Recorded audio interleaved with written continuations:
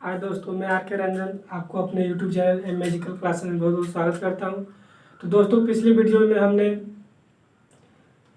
वैश्वीकरण और भारतीय अर्थव्यवस्था के चैप्टर का अध्ययन किया था।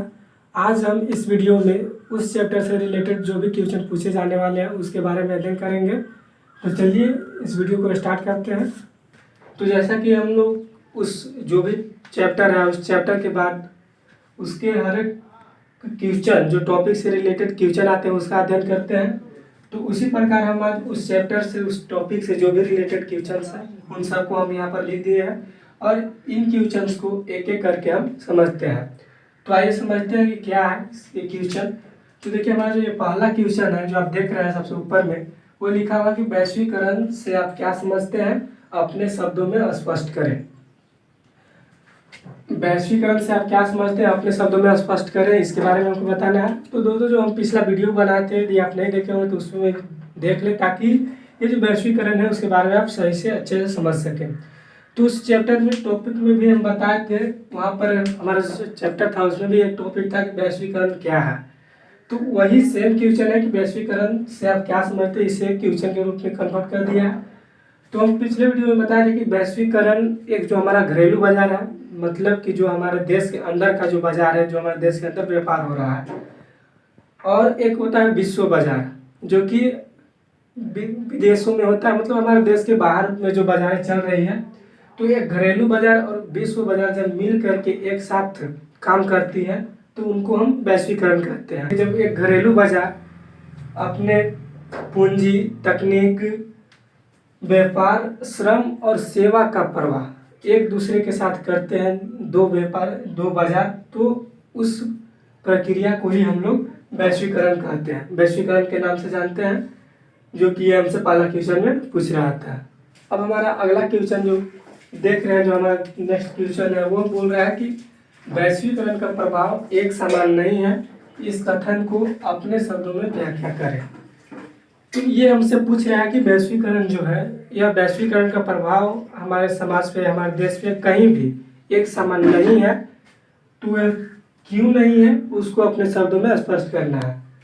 अब देख रहे हैं कि यहाँ से यहाँ तक एक हमसे कोई क्वेश्चन नहीं पूछा है, बस हमसे यह बताया है कि वैश्वीकरण का प्रभाव एक समान नहीं है।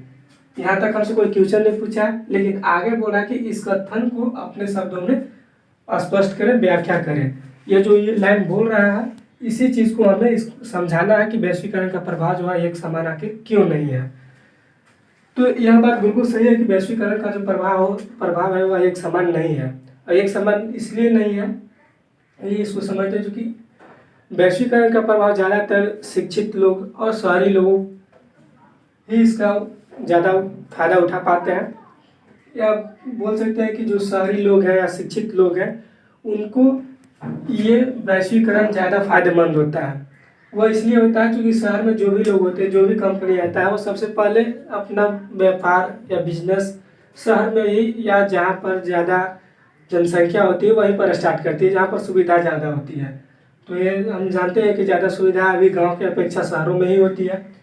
तो वहाँ पर जब कोई कंपनी आती है तो वहाँ के लोगों को रोज़गार मिलता है वहाँ पर, और रोज़गार उन लोगों को ज़्यादातर मिलता है जो कि शिक्षित होते हैं, कुशल होते हैं, उन लोगों को जल्दी और अच्छा रोज़गार भी मिल जाता है।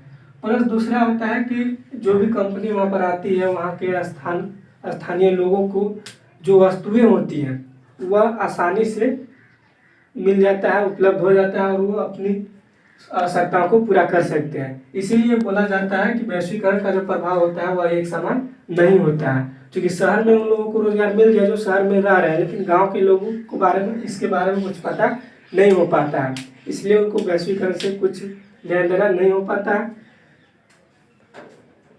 तो यही कारण है कि वैश्वीकरण का प्रभाव जो है वह एक समान नहीं है। तो हमारा जो अगला क्वेश्चन है, क्वेश्चन नंबर 3, वो हमसे देखिए क्या पूछता है। वो पूछ रहा है कि व्यापार और निवेश नीतियों का उदारीकरण वैश्वीकरण प्रक्रिया में कैसे सहायक होती है। इसको बाद में समझेंगे, पहले इतना को समझ लेते हैं। जो बोल रहा है कि व्यापार और निवेश नीतियों का उदारीकरण वैश्वीकरण प्रक्रिया में कैसे सहायक होती है, किन्हीं चार का उल्लेख करें। मतलब ये व्यापार, निवेश और ये उदारीकरण। पहले हम इन चीज़ों को समझ लेते हैं कि है क्या ये, और वैश्वीकरण के बारे में हम समझ ही रहे हैं कि क्या है। तो व्यापार मतलब जो भी व्यापार है वो कि कहीं पर भी जाकर के अपने वस्तुओं को बेचता है या बेच रहा है, खरीद रहा है, तो वो व्यापार कहलाएगा। और ये दूसरा हमारा निवेश है। मतलब कोई भी कंपनी कहीं भी जा कर के, या हमारे देश में हो कहीं दूसरे देश में हो, जा कर के अपना पूंजी लगाता है, कोई उद्यम स्थापित करता है, फैक्ट्री लगाता है, तो उस चीज़ को हम निवेश कहते हैं। और उदारीकरण, उदारीकरण का अर्थ होता है, जो हम पिछले वीडियो में भी बताए थे, कि सरकार के द्वारा जो नीतियाँ होती है, जो शर्तें होती है, उनमें कुछ ढीलापन देना। जैसे कि हर एक देश के पास, हर एक सरकार के पास कुछ न कुछ नियम होता है, कुछ शर्तें होती है। जब भी कोई कंपनी बाहर से हमारे देश में आता है, या हमारे देश का कंपनी कहीं पर बाहर जाता है, तो सरकार कुछ शर्त देती है, शर्त लगाती है। तो उन शर्तों में कुछ ढीलापन करना ही हमारा उदारीकरण कहलाता है। छूट देना उदारीकरण होता है। तो यही पूछ रहा है कि व्यापार और निवेश नीतियों का उदारीकरण, मतलब इन सब में कुछ ढीलापन देना, कुछ छूट देना वैश्वीकरण प्रक्रिया में कैसे सहायक होती है। किन्हीं चार का उल्लेख करें। मतलब हमको चार ऑप्शन या चार उदाहरण देना है, जिससे यह स्पष्ट हो जाए कि यह जो उदारीकरण है, इसके माध्यम से वैश्वीकरण प्रक्रिया जो होती है वह आसानी से और बहुत जल्दी फैलती है। तो चलिए हम इसको समझते हैं। जैसे कि अगर कोई भी देश की सरकार है, अगर वहाँ के नियम है वह कड़ा रखता है या कुछ में छूट नहीं देता है, तो वहाँ पर कोई भी जो कंपनी है जल्दी वहाँ पर अपना निवेश और व्यापार करने में सक्षम नहीं हो पाएगा। अगर सरकार अपना नियम को में कुछ छूट नहीं दे, अपने नियम को नहीं हटाए कुछ, तो यह फिक्स है कि कोई भी कंपनी जो है उस देश में जल्दी अपना व्यापार और निवेश स्थापित नहीं कर सकता है, क्योंकि जब तक उसे छूट नहीं मिलेगा वह उन सभी शर्तों को पूरा नहीं कर सकता है। पहला हो गया। और दूसरा जो हम बोल सकते हैं कि जो हमारा उदारीकरण होता है, इस उदारीकरण के माध्यम से ही जब भी कोई देश में कुछ नीतियों में, नियमों में उदारीकरण किया जाता है, ढीलापन किया जाता है, तो उस देश की ओर बहुराष्ट्रीय कंपनियां या विदेशी कंपनियां जो होती हैं वह बहुत आकर्षित होती है, बहुत जल्द आकर्षित होती है, और उस देश में आकर के वह अपना व्यापार और निवेश करती है, जिससे यह वैश्वीकरण की प्रक्रिया खुद ही फैल जाती है, अपना प्रसार करने लगती है। तीसरा जो हम अगला बोल सकते हैं कि कोई भी देश या वहाँ की सरकार जब अपने नियमों में छूट देती है, उदारीकरण करती है, तो हम पहले ही बताया कि उसके तरफ, उस देश की तरफ जो बहुराष्ट्रीय कंपनियां होती है वो आकर्षित होने लगती हैं, आने लगती है। अर्थात उस देश से जहाँ की कंपनी है वहाँ का आयात निर्यात जो होता है वह तेजी से होने लगता है। और आयात निर्यात तेजी से हो रहा है एक देश से दूसरे देश में, अर्थात वहाँ पर किसका प्रसार हो रहा है, तो वह है वैश्वीकरण। तो ये हुआ कि मतलब जब भी कोई कहीं पर भी कोई देश की कोई भी सरकार अपने नियमों में उदारीकरण करती है, तो उस देश के से दूसरे देश के बीच आयात निर्यात का जो काम होता है वह चालू हो जाता है, और वहाँ पर वैश्वीकरण प्रक्रिया जो होती है खुद ही तेज हो जाती है। और जब भी अगला जो हमारा होगा, जब भी कोई सरकार अपने नीतियों में छूट देती है यानी कि उदारीकरण करता है, तो उस देश के दूसरे देश से संबंध जो होते हैं वह खुद ही बढ़ने लगता है, यानी कि दो देश एक दूसरे के करीब आने लगते हैं। और जब करीब आते हैं दो देश एक दूसरे के बीच, तो वहाँ पर जो होता है वह है वैश्वीकरण। तो इन सभी उदाहरणों के तौर पर हम बता सकते हैं कि जो व्यापार और निवेश की नीतियों का जो उदारीकरण होता है उससे वैश्वीकरण प्रक्रिया में बहुत ही सहायता मिलती है और सहायक होती है। तो अब जो हमारा अगला क्वेश्चन है, उस चैप्टर का हमारा अगला क्वेश्चन है वो है कि दूसरे देशों में बहुराष्ट्रीय कंपनियां किस प्रकार उत्पादन नियंत्रण स्थापित करती है। इस क्वेश्चन को समझते हैं। जब तक क्वेश्चन समझ में न आए उसे बार बार पढ़ें ताकि क्वेश्चन अच्छा समझ सके, और क्वेश्चन जब हम समझ जाएंगे तो उसका आंसर खुद से भी हम लिख सकते हैं। तो फिर से एक बार पढ़ते हैं कि दूसरे देशों में बहुराष्ट्रीय कंपनियां किस प्रकार उत्पादन नियंत्रित स्थापित करती है।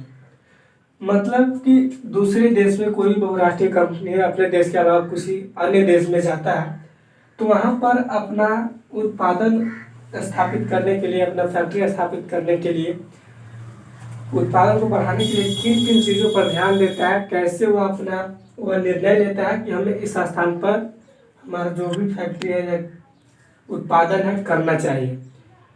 तो कोई भी कंपनी जो होता है जब किसी दूसरे देश में जाता है तो सबसे पहले वहाँ पर जा कर के उस जहाँ पर भी उसे उत्पादन करना होता है उस एरिया का निरीक्षण करता है, और वह विभिन्न बातों का ध्यान रखता है कि हमें ये सभी चीज़ मिलनी चाहिए, और वो चीज़ें क्या क्या है उसके बारे में हम जानते हैं। जिसकी जो जब भी कोई कंपनी बाहर से आते हैं, कहीं भी जाता है किसी भी देश में, तो सबसे पहले तो वह उस जहाँ पर भी उसे उत्पादन करना होता है, फैक्ट्री बैठाना होता है, उस एरिया का निरीक्षण करता है, उस जगह को देखता है, और उस जगह के साथ साथ देखता है कि वहाँ पर आने जाने की जो ट्रांसपोर्ट की व्यवस्था है, मतलब सड़क की जो व्यवस्था है वह अच्छा है या नहीं, वहाँ से उसे बाजार तक ले जाने में सड़क की सुविधा सही है कि नहीं, उस चीज़ को देखती है।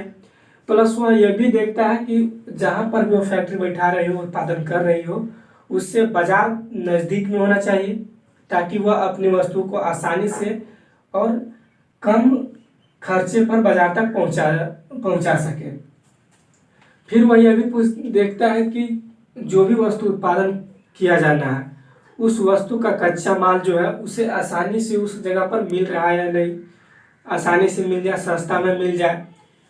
और ये भी देखता है कि वहाँ पर जो मजदूर हैं वहाँ पर मजदूर कम दर पर, सस्ते दर पर और अच्छे और कुशल शिक्षित है कि नहीं। तो कोई भी कंपनी जो होता है इस तरह के विभिन्न चीज़ों पर वह जाकर कहीं भी नज़र रखता है अपना उत्पादन करने से पहले कि जहाँ भी वह उत्पादन करे सड़क की व्यवस्था, मजदूर की व्यवस्था, बाजार की सुविधा, प्लस कच्चे माल की व्यवस्था और कुशल तकनीकों की मजदूर वहाँ पर उसे आसानी से मिल जाए। इन चीज़ों पर कोई भी कंपनी विशेष ध्यान रखती है ताकि वह अपना वस्तु का उत्पादन जो है सही से और अच्छा कर सके। और ये भी देखता है कि उन सब के अलावा पानी, बिजली, इन सब की भी सुविधा को वो देखता है कि बिजली की व्यवस्था वहाँ पर है कि नहीं, पानी की व्यवस्था उस एरिया में है या नहीं। तो इन सभी बहुत सारे ऐसे कारक हैं जिन पर जो कोई भी कंपनी विशेष ध्यान रखती है अपना उत्पादन करने से पहले, अपना फैक्ट्री बैठाने से पहले। तो यही था हमारा इस क्वेश्चन का आंसर जो कि पूछ रहा था कि दूसरे देशों में बहुराष्ट्रीय कंपनियां किस प्रकार उत्पादन पर नियंत्रण स्थापित करती है। यदि कोई भी क्वेश्चन का आंसर समझने में दिक्कत हो या कहीं भी समझने में कुछ दिक्कत हो तो प्लीज़ कमेंट करें ताकि हम आपके दिक्कत को, कन्फ्यूजन को दूर कर सकें। Thank you.